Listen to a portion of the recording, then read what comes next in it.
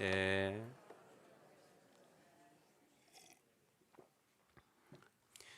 우리가 영적 성장에 대해서 말씀을 듣고 있는데, 여러분, 영적으로 성장하는 사람들의 특징이 뭘까?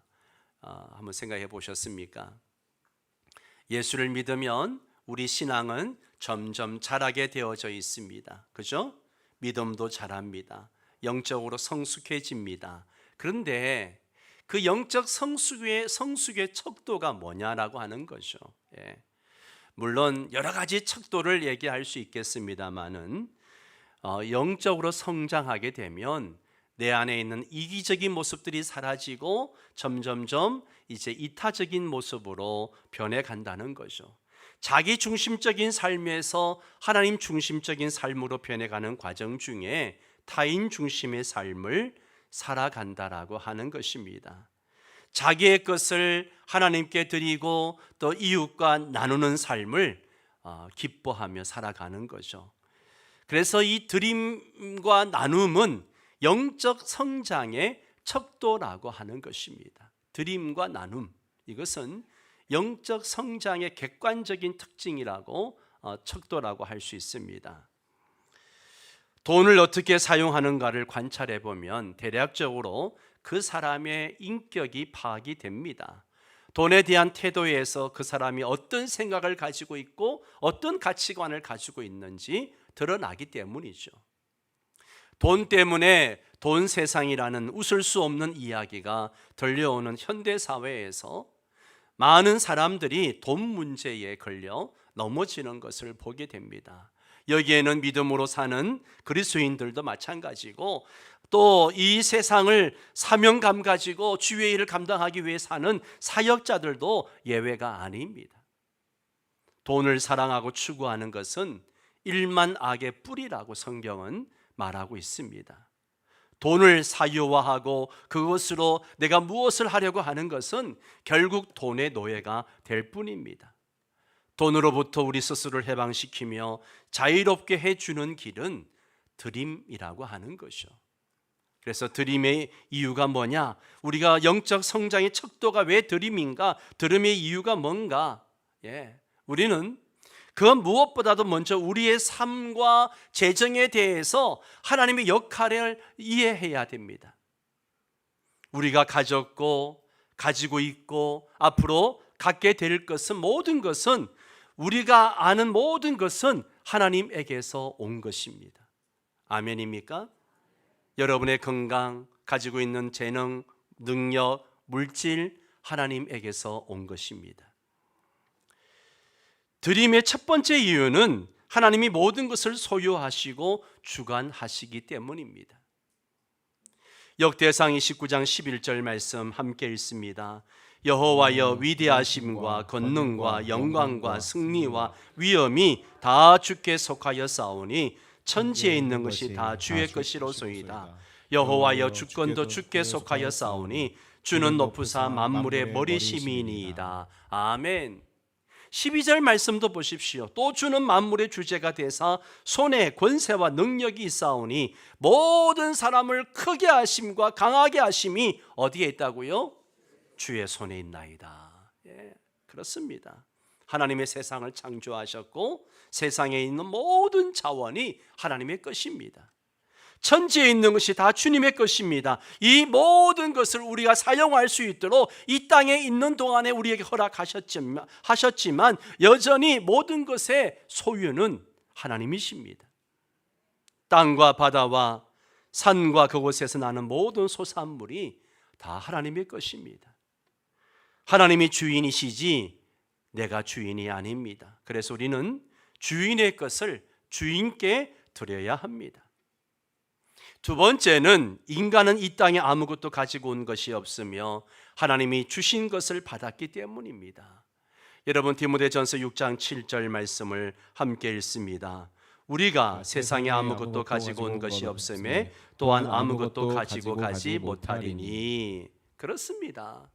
우리는 세상에 아무것도 가지고 온 것이 없어요. 그리고 아무것도 가지고 가지 못합니다. 우리 인생은 공수래 공수거입니다. 성 프란시스는 자기가 죽을 때를 알고 그는 알몸으로 땅에 누웠다라고 이야기합니다. 아주 발가벗은 모습으로 땅에 누웠다는 것이요, 알몸으로 왔다가 알몸으로 간다는 것을 보여주기 위해서입니다. 한 벌 옷을 입고 간다고 하지만 그것도 썩어 없어져 버립니다. 그러므로 하루하루 주어지는 대로 만족하며 살아야 합니다. 우리가 이 땅에 살면서 땅을 더 많이 차지하려고 애를 쓰지만 죽을 때는 한 평만 있으면 됩니다. 그러므로 우리는 스스로 한계를 정해야 됩니다. 그 이상은 필요 없습니다. 욥의 고백을 들어보십시오. 내가 모태에서 알몸으로 나와 싸운즉 또한 알몸이 되어 그리로 돌아가올지라. 주신이도 여호와시요 거두신이도 여호와이시오니 여호와 이름이 찬송을 받으실지니이다. 여러분이 그렇게 소중하게 여기던 것들을 이 세상 떠날 때 가지고 가겠습니까? 모두 빈손으로 가야 합니다. 그러나 하나님은 우리가 이 땅에 사는 동안에 그 모든 것들을 누리게 하시고 소유하게 하도록 허락하셨습니다. 우리의 필요를 아시고 채워주십니다. 건강을 주시고 돈을 주시고 돈을 벌 수 있는, 재물을 모을 수 있는 능력도 하나님이 주셨습니다. 우리가 하나님께 드리기도 하고 우리의 필요를 위해 사용하기도 하지만 그것이 내 것이기 때문이 아니에요. 그것은 나의 소유가 아니라 하나님의 소유입니다. 아멘이십니까? 본래 우리 것은 아무것도 없습니다. 어느 누구도 이 땅에 태어날 때 등록금이나 생활비를 입에 물고 태어나지 않았어요. 알몸으로 태어났습니다. 욥은 재난을 당해 모든 것을 잃고도 하나님을 찬송합니다. 자기가 이 세상에 아무것도 가지고 온 것이 없음을 알았기 때문이죠. 하나님이 주인이심을 알았던 것입니다. 내가 가진 것은 다 하나님의 소유입니다. 세 번째로, 인간은 하나님께 받은 것을 그분의 뜻 가운데 잘 관리하고 드려야 합니다. 다윗의 고백을 보십시오. 나와 내 백성이 무엇이기에 이처럼 즐거운 마음으로 드릴 힘이 있었나이까? 모든 것이 주께로 말미암아 싸우니 우리가 주의 손에서 받은 것으로 주께 드렸을 뿐이니이다. 다윗은 성전 건축하기 위해서 그렇게 애를 썼던 사람인데 유명한 고백을 합니다. 하나님은 우리가 이 땅에 있는 동안에 우리로 하여금 그분의 물질을 관리하게 하십니다. 그렇게 관리하다가 우리가 이 땅을 떠나면 다른 사람이 관리하도록 하십니다. 여전히 그분의 것입니다. 성경은 이렇게 말합니다. 그리고 맡은 자들에게 구할 것은 뭐라고요? 충성이니라. 하나님이 주인이시고 우리는 그분의 맡기신 것을 관리하는 뭐예요? 청직이에요. 청직입니다. 다윗은 누구보다 하나님 맡기신 것을 잘 관리했습니다. 그래서 하나님이 다윗에게 복을 주신 겁니다. 우리는 충성스럽게 그분의 물질을 관리해야 됩니다. 우리가 하나님께 드리는 것은 그분의 것을 돌려드리는 것이기에 우리의 드림을 아까워하거나 생색을 내서는 안 된다는 것이죠. 꼭 기억해야 할 것은요, 우리가 그분에게 돌려드린 것만이 영원히 남습니다. 하늘 창고에 쌓은 것만이 영원히 남습니다. 우리는 한계가 있죠. 이 땅에 와서 잠시 머물다가 떠나가는 나그네입니다. 우리는 이 땅에 나그네로 있는 동안 물질을 사용합니다. 우리가 우리 자신을 위해 사용한 것은 그냥 없어지는 거예요. 그러나 하나님께 바쳐진 것은 하나님의 손에 들려져서 하나님의 영원한 목적을 위해서 사용이 되어집니다. 영원히 남는 것은 영혼과 말씀뿐이에요. 우리가 하나님께 드리는 물질은 결국 영혼을 구원한 일에 사용이 되어집니다. 처음부터 우리의 것이 없었다는 사실을 인정한다면 하나님께 돌려드리는 것에 대하여 주저하지 않게 됩니다. 네 번째 이유는, 드림은 하나님의 은혜에 대한 감사의 표현이기 때문이죠. 고린도후서 8장 1절 말씀 보세요. 형제들아, 하나님께서 마게도냐 교회들에게 주신 은혜를 우리가 너희에게 알리노니. 하나님께 받은 은혜가 클수록 하나님께 대한 감사가 크고 은혜의 표시로 하나님께 드리고 나누게 됩니다. 바울은 고린도 교회 고린도에 있는 형제들에게 이 마게도냐 교회에 주신 은혜에 대해서 이야기하고 있습니다. 마게도냐 교회는 헌금을 드릴 수 있는 은혜를 입었습니다. 고린도후서 이 8장 9장에 보면 은혜라는 단어가 10번이나 나옵니다. 우리를 향한 하나님의 풍성한 은혜는 그리스도 안에 있습니다. 항상 하나님의 은혜라는 관점을 유지하게 될 때에 드림과 나눔에 대한 동기부여를 받게 됩니다. 하나님의 은혜, 하나님의 은혜, 그것이 나에게 드림과 나눔의 동기부여가 되는 것이죠. 이 하나님의 은혜의 관점을 우리가 종종 잃어버리게 되는데, 잃어버리는 이유 두 가지가 있습니다. 첫째는 드림이 기쁨이 아니라 부담이 될 때고요, 두 번째는 지속적으로 불충분하게 드리고 나눌 때입니다. 여러분, 진정한 은혜는 하나님을 향한 사랑과 순종 안에서 드림과 나눔이 풍성하도록 동기부여를 합니다. 고린도후서 8장 9절 말씀을 함께 읽습니다. 우리 주 예수 그리스도의 은혜를 너희가 알거니와 부요하신 이로써 너희를 위하여 가난하게 되심은 그의 가난함으로 말미암아 너희를 부요하게 하려 하심이라. 9장 15절을 보면 말할 수 없는 그의 은사로 말미암아 하나님께 뭐 한다고요? 감사하노라. 하나님의 놀라운 은혜, 주님께서 우리 베풀어 주신 놀라우신 은혜와 사랑에 대한 우리의 반응은 관대하게 드리고 나누는 자로 사는 것입니다. 어떤 사람들은 예수님이 율법을 성취하고 폐하여졌기 때문에 더 이상 11조나 헌금을 드릴 필요가 없다라고 주장을 합니다. 그러나 결코 아닙니다. 율법이 폐하여진 것이 아니라 더 온전케 되어졌습니다. 우리가 분명 알아야 할 것은 예수님께서 율법을 성취하심으로 우리의 삶의 기준을 낮추신 것이 아니라 더욱 강화시키셨습니다. 어떤 형식들은 사라지고 방법의 변화가 일어났지만 그 의미들이 소멸된 것은 아닙니다.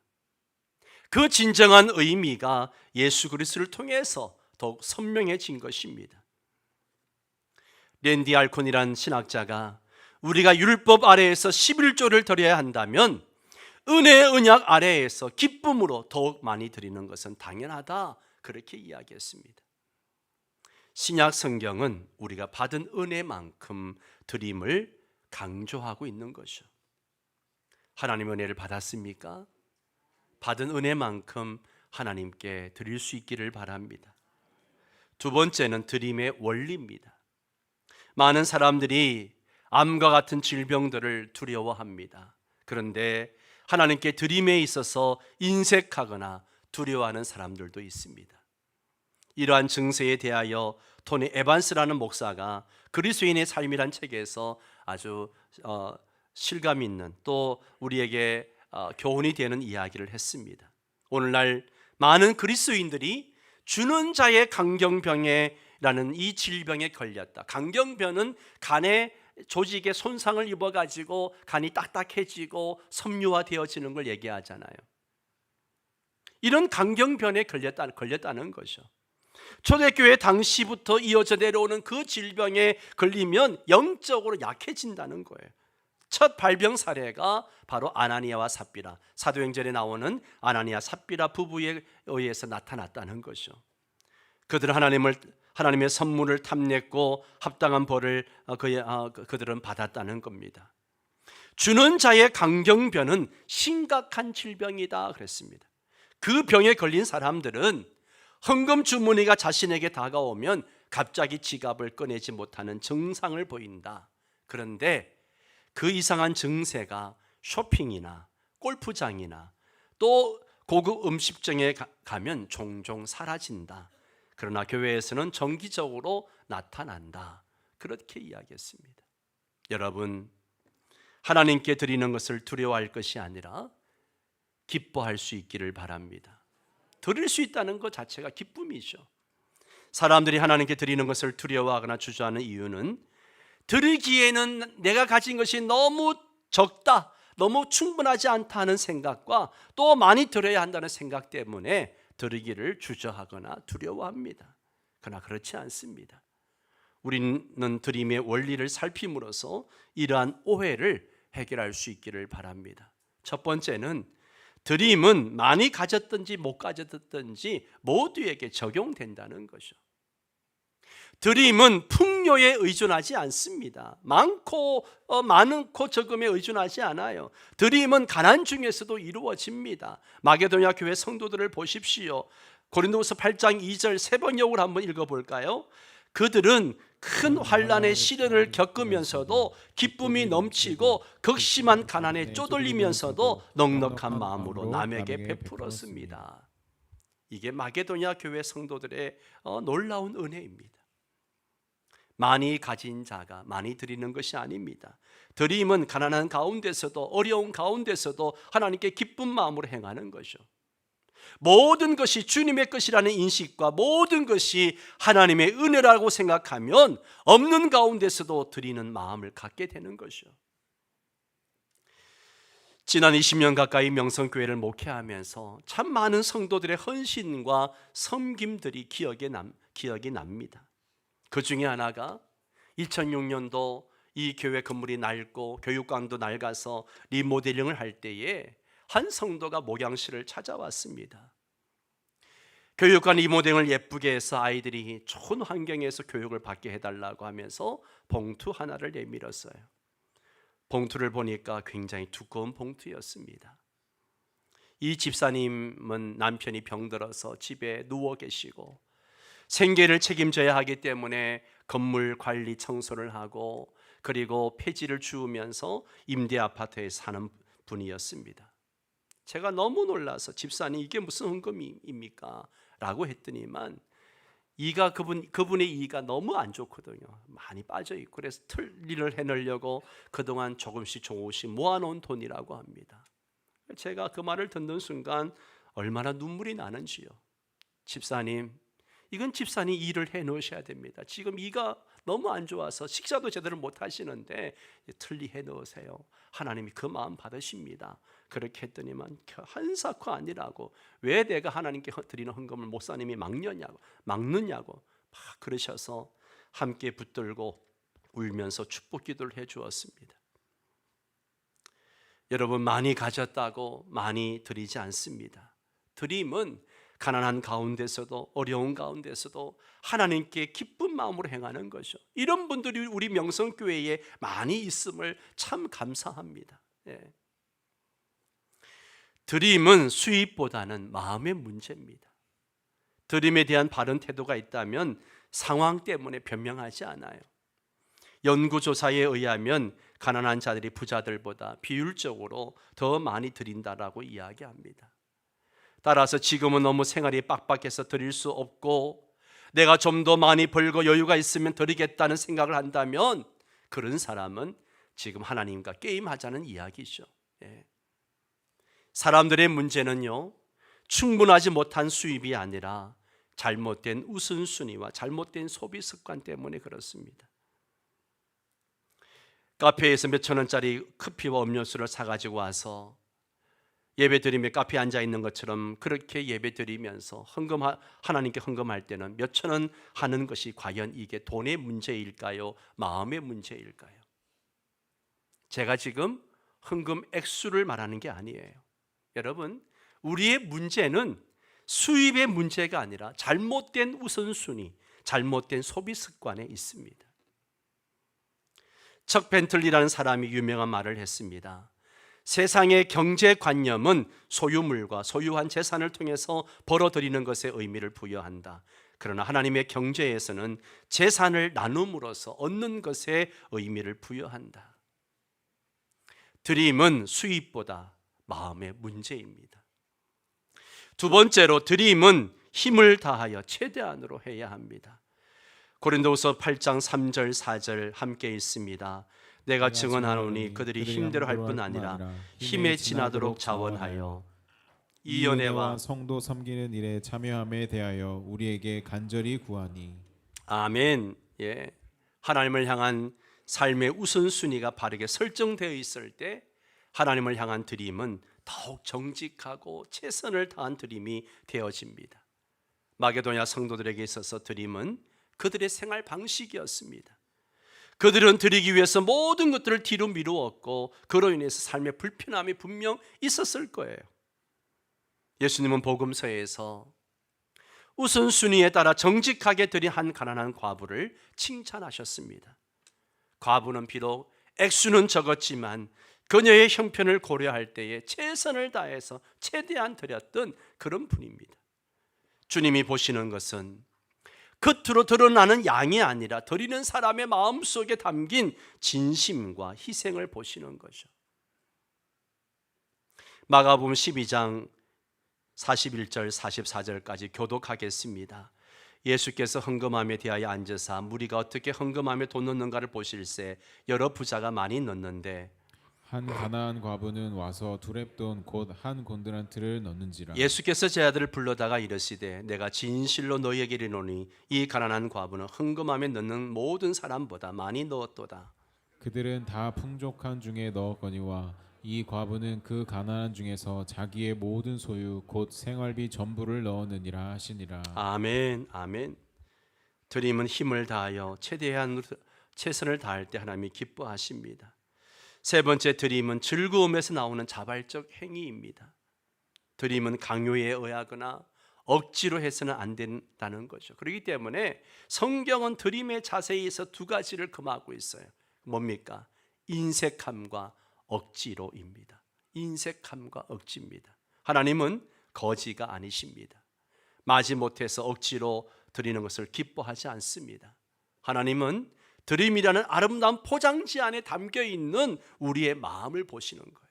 우리 마음을 보시는 거죠.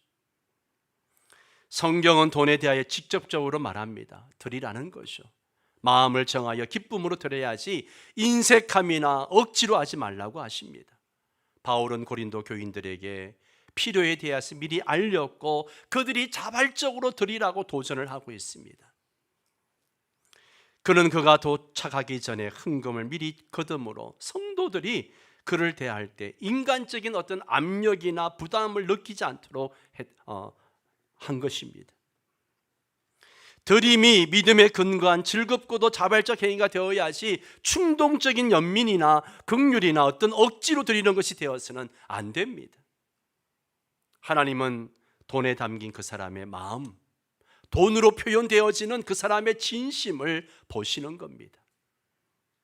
즐거움에서 나오는 자발적 행위의 드림을 하나님은 기뻐하십니다. 사랑하는 성도 여러분, 여러분의 드림을 돌아보십시오. 저는 헌금 설교를 많이 하는 목사는 아닙니다. 그러나 오늘 영적 성장의 척도에 대해서 말씀을 준비하면서 영적 성장의 척도가 뭘까? 드림이라고 하는 것이죠. 이 드림에 대해서 말씀을 드리는 것입니다. 여러분의 헌금 생활을 돌아보십시오. 인색함이나 억지로 하고 있지는 않습니까? 얼마를 드리든 인색함이나 억지로 하지 마십시오. 그러한 예물은 하나님 받지 않으십니다. 여러분이 기쁨과 감사함으로 드려야 그 드려진 예물이 하나님이 기뻐하신 일에 사용되어질 수 있습니다. 사랑하는 성도 여러분, 우리 모두가 영적 성장의 척도인 드림을 통해서 우리 영적 성숙을 보여주는 여러분 되시기를 바랍니다. 고린도후서 9장 7절을 함께 읽고 찬양하고 기도하도록 하겠습니다.